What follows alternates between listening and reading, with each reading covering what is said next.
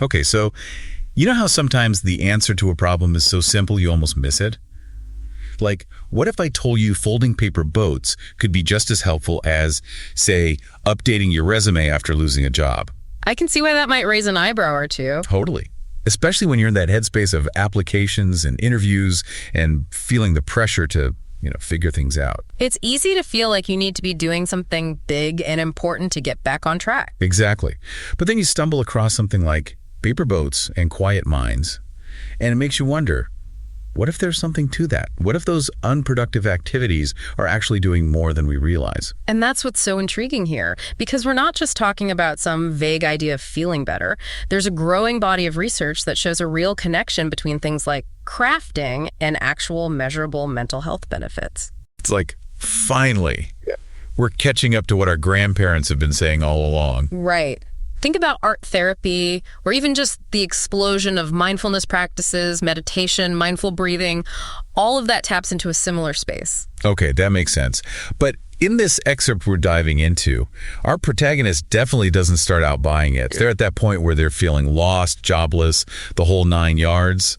Folding paper boats isn't exactly topping their to-do list. Who could blame them, right? It's a familiar feeling, that sense of being adrift, unsure what the next move should be. Exactly. So how do they go from skeptic to, well, maybe not a believer just yet, but at least willing to give it a shot? I think for this person, it starts with needing a break. Any kind of break from that constant loop of worry and uncertainty. Distraction. Yeah, I get that. And for them, it's that almost instinctive memory of folding paper boats. Something they did as a kid on rainy days, probably. Simple, familiar. Exactly. A way to quiet the noise, even if just for a little bit. It's like their hands take over, Like, we got this. But the really cool part is what happens next. It's not just about feeling nostalgic or whatever. It's deeper than that. It's about how our brains are wired. Okay, I'm listening. That repetitive motion, right? Folding, creasing, smoothing, that focus it takes to get those little folds just right. It's like a mental vacation from everything else. Exactly. A way to hit pause on all those racing thoughts, that constant chatter we all deal with. And when you're in that job hunting spiral, that could be huge. Just to have a little bit of that peace of mind. Even for a little bit, yeah. Though the excerpt does mention how at first the protagonist felt like it was all kind of pointless, like, great, I've got 100 paper boats, but I'm still unemployed. Oh, I totally relate to that feeling. What's the point of all this if it's not actually solving anything? Right.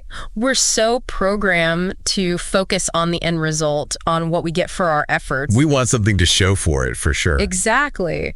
But with things like this, and it's something that comes up a lot in therapy, actually, there's this shift that needs to happen. Right. From product to process. Instead of what's the end goal, it's more like, how does this make me feel right now? You got it. So it's less about having a fleet of perfectly folded paper boats. It's about what's happening inside while you're making them. And maybe even rediscovering a side of yourself that you'd forgotten about. 100%. That part of us that gets kind of buried under the weight of being an adult.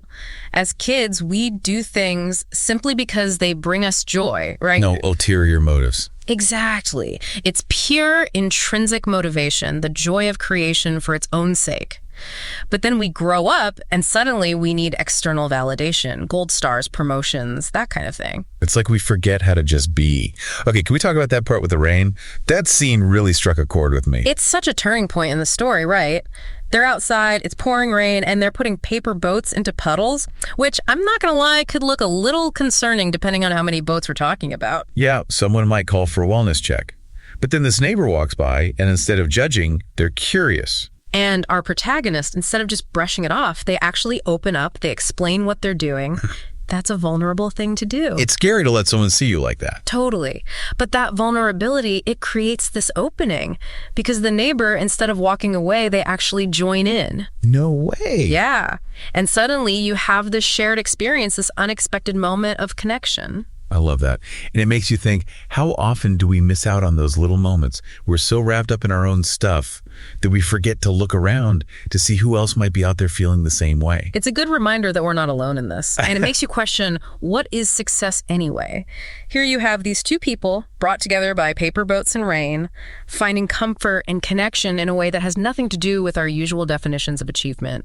It's like that quote, the best things in life are free. Except here it's more like the best things in life are unexpected, free, and involve floating paper boats in the rain. And maybe that's the real takeaway here, right? That those unexpected moments can be so powerful, so much bigger than we realize at the time. It's like that saying, the journey of 1,000 miles begins with a single step.